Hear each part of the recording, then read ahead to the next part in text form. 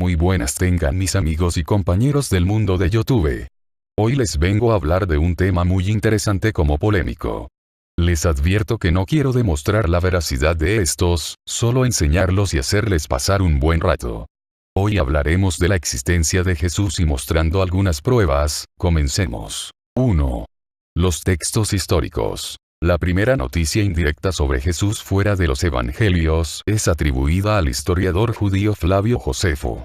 Se trata del denominado Testimonium Flavianum y para muchos historiadores se trata de un pasaje manipulado por los copistas cristianos, pues en él se ensalza la figura de Jesús. Por ese tiempo, durante el gobierno de Poncio Pilato, 1836 DC, vivió Jesús, un hombre sabio si es que realmente hay que considerarlo un hombre. Porque él realizó hazañas sorprendentes y fue maestro de un pueblo que aceptó gozosamente la verdad. Atrajo a su causa a muchos judíos y griegos. Él era el Mesías. Cuando Pilatos, después de haber oído que era acusado por los hombres de más elevada posición entre nosotros, lo condenó a morir crucificado, los que anteponían el amor por él a todas las cosas no dejaron de amarlo. El tercer día se apareció a ellos resucitado porque los profetas de Dios habían anunciado estas y otras incontables maravillas sobre él. Y la secta de los cristianos, llamados así después de él, no ha desaparecido hasta hoy. Hasta aquí la cita de Josefo en la que delata un fervor inusual. Según documenta el periodista Pepe Rodríguez en su libro Mentiras Fundamentales de la Iglesia Católica, la obra de Flavio Josefo no aporta nada diferente de la imagen de Jesús que dan los evangelios. Parecen ser añadidos cristianos en busca del sello de autentificación histórica que dan los textos de Josefo. La desconfianza se acrecenta cuando otros historiadores judíos de la época nada saben de Jesús. Es el caso de Justo de Tiberíades o de Filón de Alejandría, que siendo coetáneo a Jesús y habiendo escrito sobre sectas y movimientos religiosos de su tiempo, no se acuerda para nada de los cristianos. La cita más independiente se halla en la obra Anales. Es proporcionada por el historiador romano Tácito. Según el prestigioso autor, Jesús no fue condenado al patíbulo por haber predicado doctrinas religiosas judías, sino porque su figura, como Mesías, llevaba implícita una oposición al poder de Roma. El texto confirma que el nazareno fue condenado a muerte por Poncio Pilato. 2. La tumba de Caifás. Hasta hace unos años, muchos dudaban la historia del juicio de Cristo ante el Sanedrín, concilio judío. No había documentación histórica aparte de la Biblia sobre la existencia de un individuo llamado Caifás, y menos de que fuera un sumo sacerdote. Pero en noviembre de 1990 unos obreros que trabajaban en las afueras de Jerusalén, enfrente del monte Sión, dieron accidentalmente con una cueva repleta de sepulcros. Estaba formada por una sola cámara, tallada sobre caliza blanda durante el periodo romano primitivo, y tenía 4 fosas digitiformes de 1,80 metros. De profundidad que partían de la cámara principal. En una de estas fosas fueron halladas 2 urnas u osarios perfectamente conservados. Una de ellas llamaba especialmente la atención. Tenía su cubierta abombada y una rica ornamentación. Una cenefa en forma de rama y 2 círculos centrales con 6 rosetones cada uno. En uno de sus lados, toscamente grabada, se leía la inscripción Yosef bar Caiafa, o lo que es lo mismo, José, hijo de Caifás.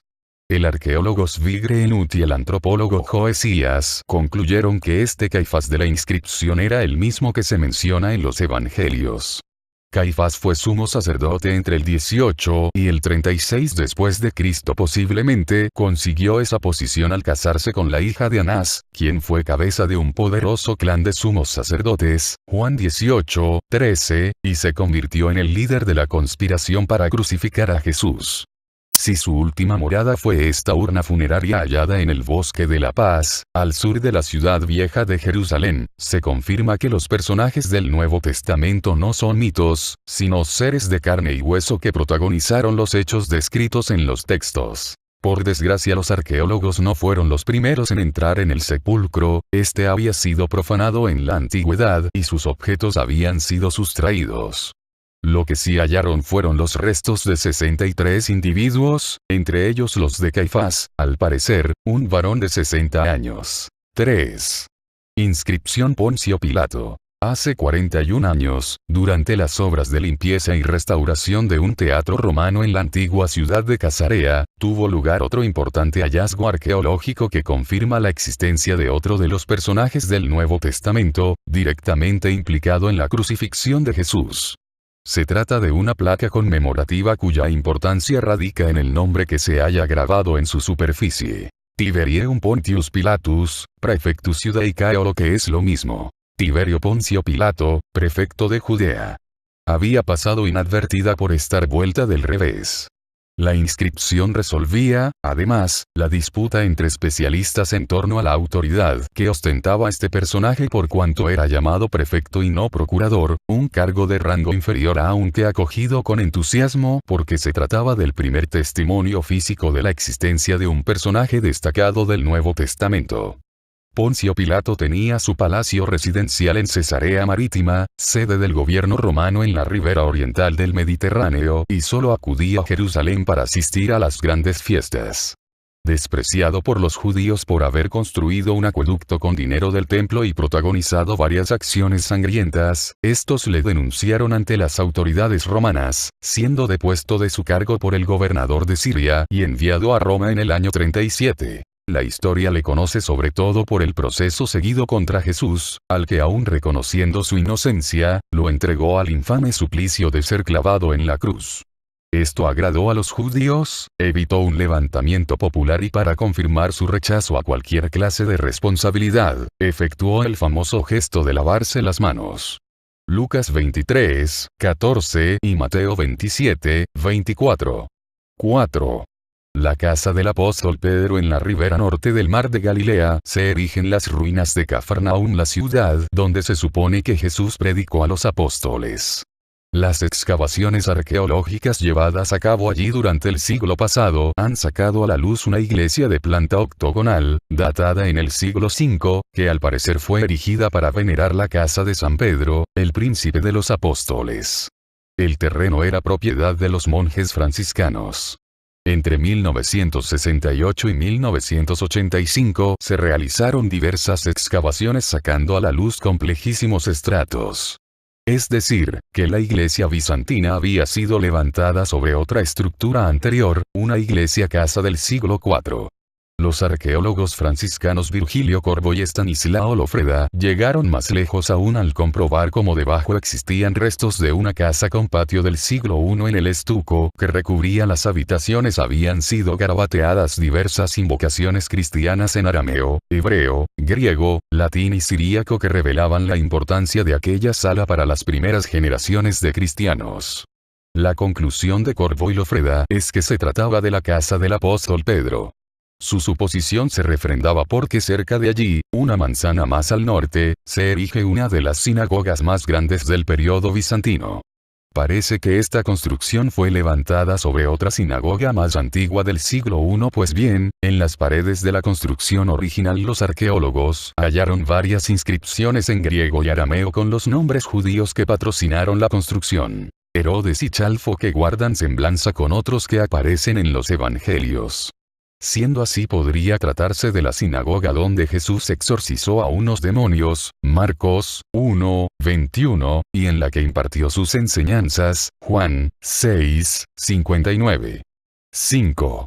La barca de Galilea. En enero de 1986, dos miembros del kibutz Ginosar divisaron en Cafarnaúm el contorno de una barca enterrada. Se hallaba cubierta por el limo de la ribera del mar de Galilea.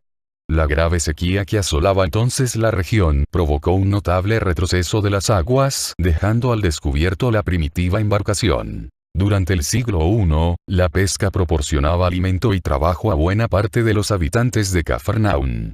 Según documentan John D. Crossan y Jonathan L. Reed en su reciente libro Jesús desenterrado, existía entonces un sencillo muelle así como unos cuantos embarcaderos y rompeolas hechos de piedras apiladas. Ese fue, con toda probabilidad, el escenario donde Jesús impartió su ministerio. Pues bien, con la ayuda de un dique y unas bombas los arqueólogos de la Dirección de Antigüedades de Israel reflotaron la sugestiva embarcación y la llevaron a la orilla. Media alrededor de 2,5 metros de ancho por 7,8 metros de largo. Había sido despojada de los elementos que podían ser reutilizados y empujada mar adentro para ser hundida. Las vasijas y lámparas halladas en su interior, así como la datación de la madera mediante la prueba del radiocarbono, permitieron concluir que era del siglo I. Se trata pues de una de las barcas de los tiempos de Jesús, del tipo utilizado habitualmente para la pesca o para cruzar el lago. La imaginación se dispara con facilidad, imaginando a bordo a 13 personas. Actualmente se la conoce como la barca de Jesús. Bueno amigos, hasta aquí el video, espero les haya gustado. Dale like y suscríbete.